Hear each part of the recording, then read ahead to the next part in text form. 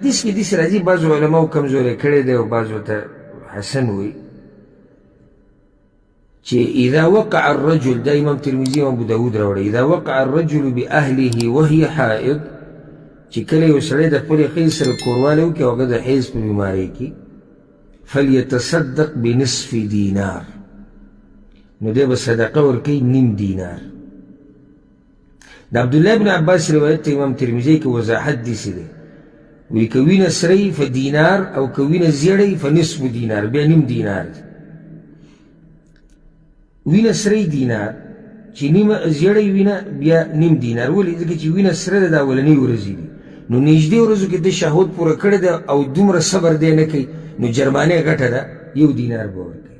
خو چې کله د زنانې د بیمارۍ ورځې تېرې شوې، وینه زیړه شوه، اخرنۍ ورځې دي، نو نیم دینار په ده باندې جرمانه کېښودی شو، ځکه چې په ده ورځې تېرې شوي دي، صبر ورته لږ ګران شوی، خو بیا هم کار ناروا دی، بیا هم کار څه دی؟ ناروا دی.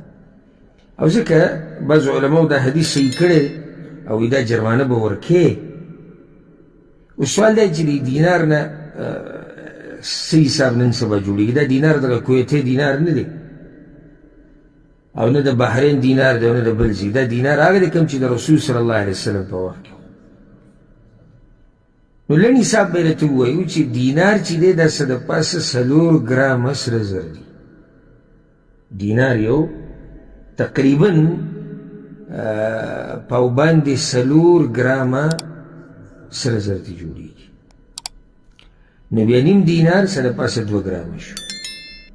بیا به ته حساب ولري ګرام په سوی لګو، مثال کې ګرام په 200 ریاله دی، مثال هسې. او سړی ښځې سره کوروالی وکړي په اولنۍ ورځو د بیمارۍ کې، په ده باندې څومره جرمانه ده؟ 900 تقریبا لګه.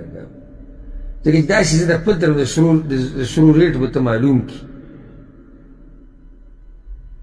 نو اخري ورځو کې بیا په ده باندې 400 یا سره پاسه 400 هغه په ده باندې جرمانه شو. دا به دې صدقه ورکوي چې الله ورته دا ګناه معاف کړي. دا معمولي خبره نه ده.